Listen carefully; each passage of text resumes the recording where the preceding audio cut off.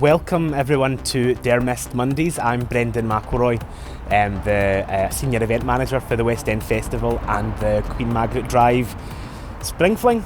This is what Dermist Mondays is all about. We hope to get out and about, film the action, what's happening on the street. And there's high action in this street.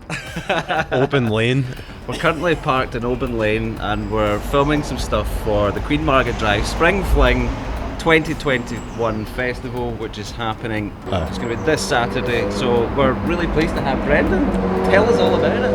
Well, thank you to you guys for being part of it.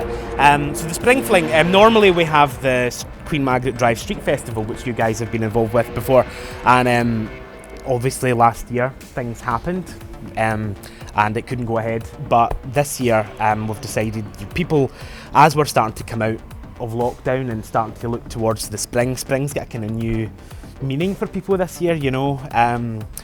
Not to get all metaphorical, but you know, think we're going to spring back into kind of, you know, our lives again. And we just thought, I mean, even though we still are restricted, you know, we thought it'd be good to do a nice spring themed event. So it's going to be an online street festival, an online gala, with a variety of performers and workshops and tutorials and things like that. And as well as that, on Queen Margaret Drive we've got an artist shop window takeover, so we've had artists take over some of the shops on the drive, and the residents have been decorating their windows too, so it's a lovely kind of community event. Yeah, it looks great. So who's playing? What's happening on Saturday? On Saturday we've got, well, Dermist, who are playing. I don't know if you've heard of them. And you've got the wonderful Layaway, Chiara Berardelli, who's a local singer-songwriter. And a brilliant name. We also have Fallen Arches. I don't know if you know Colin Bell. My brother Darren McIlroy, he's going to be performing as well. And we've got workshops from Think Circus and from Halo Arts as well. We're going to do some kids workshops and some storytelling. It's going to be good. It's going to be something for everybody. You know, that's the way we designed it.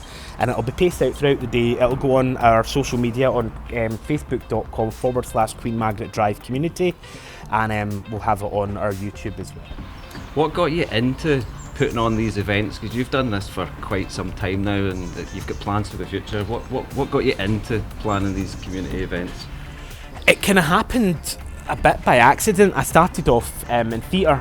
It was theatre studies that I started doing, and I ended up in 2004. I got involved with my theatre company got involved with this festival in Brussels, and for whatever reason, the person who was running the entire event, and I was only very, very young at the time, the person who was doing the event kind of disappeared. We don't know what happened, so I got pulled in to help run this event, and I really enjoyed it, and I ended up just doing a few more, and then I started working with the West End Festival in 2007, and I've kind of shimmied into doing more of that kind of stuff than the theatre, really. So just stuff I really enjoy the variety, enjoy meeting people like yourselves, and I just to kind of have an idea in your mind about something, just a wee idea, and just to watch it grow and develop it, then before you know it, people are engaging with it and enjoying it, and you're creating memories for people, and it's quite addictive, actually. Obviously we ask a lot of people this, but how have you kept yourself sane in the last year and a bit? Well, I've only really been sane for the last 6 months. So that's a bit of a loaded question. No, do you know, it was difficult at first. I was saying this to you guys earlier on. Like, I just got people in the arts, as you'll know, we just got cut off. The plug got pulled. Whereas things now, there's been a bit of time for organisations and events to develop and for funders to refocus their money. So we now know that we can do things online and yada yada. But that we had like no notice. The plug just get pulled, and we were out there just without a net. You know, and I'm one of the fortunate ones that running an organisation, Halo Arts. I had resources to be able to kind of survive and some savings, and I was able to create work, but there's so many in the arts. I think it's like a 92% cut, and yes, it's 92%, which is really bad, and it's not recovered much. So I'm one of the lucky ones, but there's people I know that have really, really struggled, and hopefully this year they're going to be able to bounce back. Yeah. And you were telling us earlier on, you've made some quite drastic life changes as well. Yes, for the better. I know the camera adds a few pounds, but no, I've lost a bit of weight, and I've just kind of, I think last year, just getting into some bad habits, like just eating all the time, and everything was a takeaway, and just because you can get a takeaway all the time doesn't mean you should. Please don't, people. And I was just kind of, and I'm saying to you guys, I'm a vegetarian, I'm now a vegan, and there's no reason for me to be eating rubbish and drinking rubbish, so I just get fed up with myself around Christmas time. Then I had COVID, which was the ultimate diet, the COVID diet, and yes, it's really from the beginning of this year I've just been exercising a lot and getting even though I don't need to be in the office, getting myself out to the office a couple of times a week, using Kelvin Grove Park as a bit of an office as well, just doing all my phoning and emailing, and just I'm trying to focus on what I can do as opposed to what I can't do, and I'd suggest that that's a really good thing for people to do during this pandemic. In terms of like getting a takeaway, the amount of times I've told myself that I'm just supporting local businesses. I'll just support it in the community. I don't think McDonald's needs a lot of support. I think they're quite fine. No, both Craig and I have both been vegans for quite a number of years now. That doesn't necessily mean you're healthy though. No, it doesn't mean to say you're healthy. It's a marketing term. You do eat a lot of chips. But, stopping drinking as well, like we don't drink that often, and cutting back on that as well.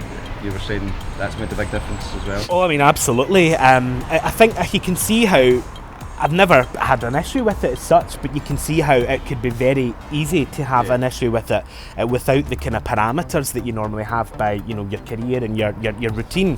When you think about it, people last year, for a lot of, and especially people in the arts, every door was closed, so there's a loss of identity that comes with that, and without that kind of nice routine that you get into, that bottle of wine can just be opened up that wee bit earlier, and before you know it, you're drinking during the day. And not that was something that was happening, but I could see that could happen. And I remember I went to, my family and I love to go to St Andrews.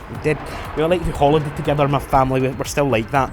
And I remember just drinking, it was this gin, and it came in a porcelain bottle, like one of those medieval things. I love it how the gin market, I love it how they package their product. It's like, look at this fancy bottle, buy me, they're really clever. It looks like something. Whereas whiskey, it's just like, bottle, straight bottle. Single malt made for 100 years in a barrel. And I blame the packaging, I'm blaming them. But it looked like one of these, it was like porcelain, it wasn't clear or anything. It looked like something you'd get in like a medieval tincture shop or something, And get some noise there.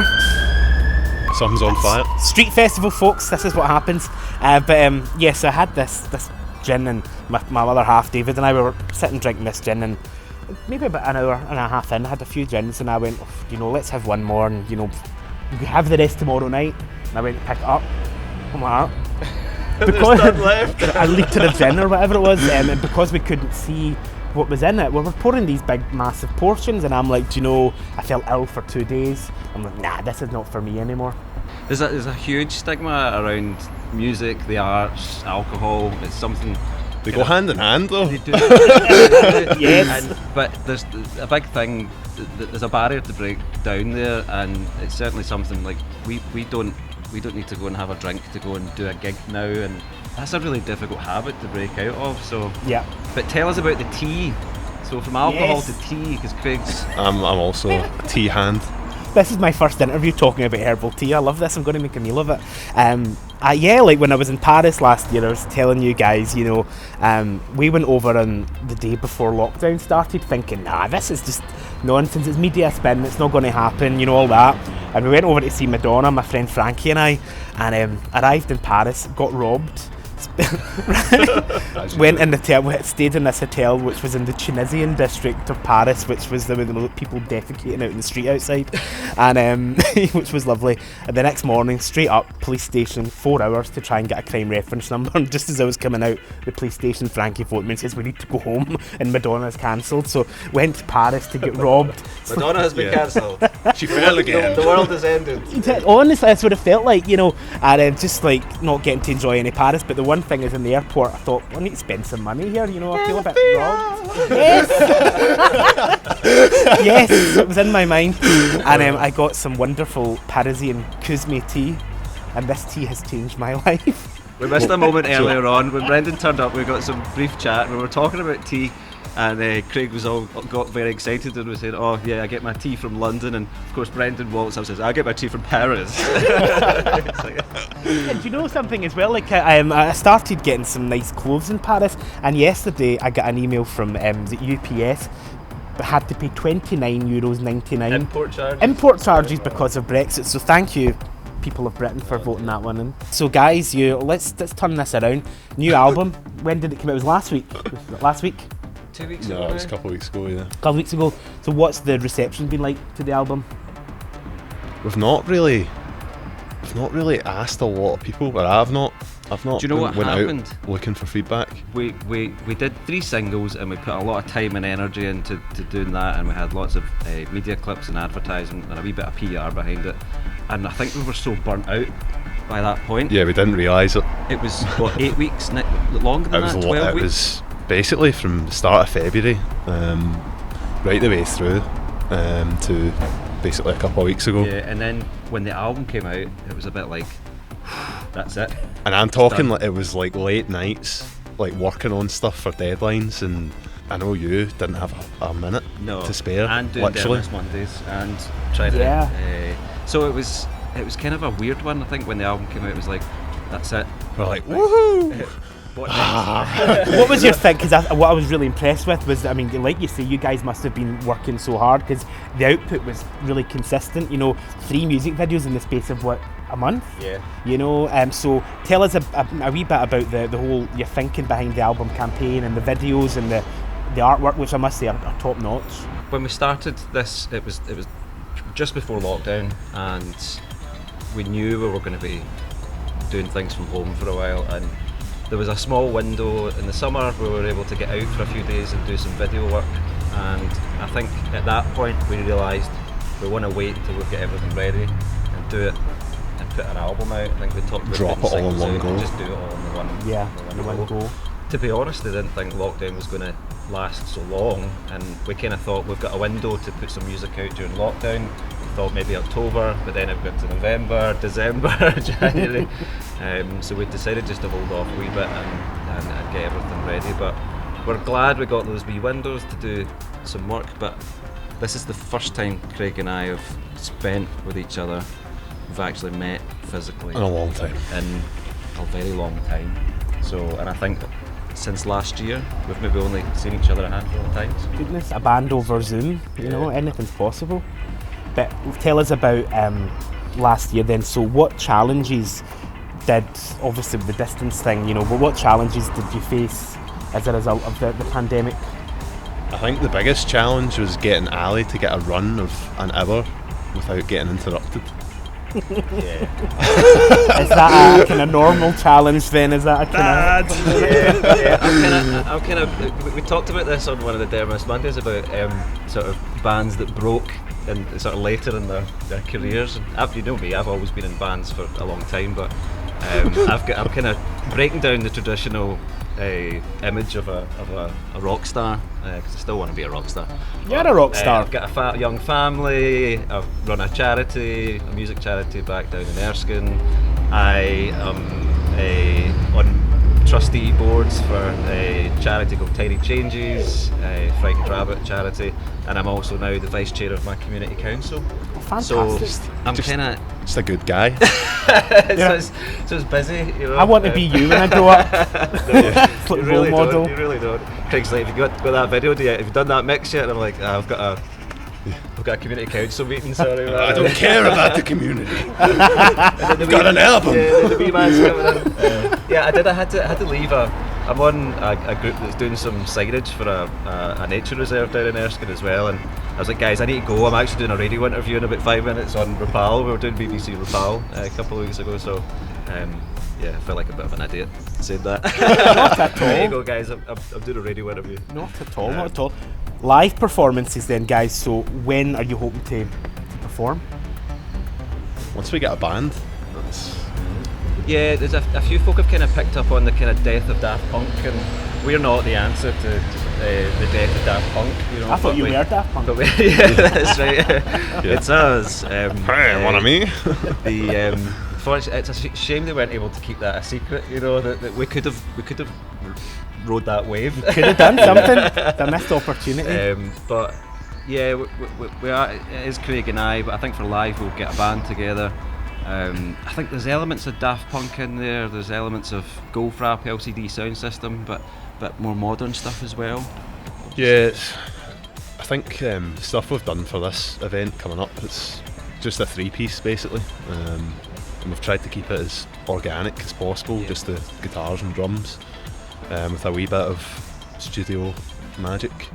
But I think going in the future, ideally we would have like a keyboard player, vocalist, Keyboard player and a drummer that can do backflips and play percussion. and jazz flute. Yeah. A lot there, really, are you? Yeah.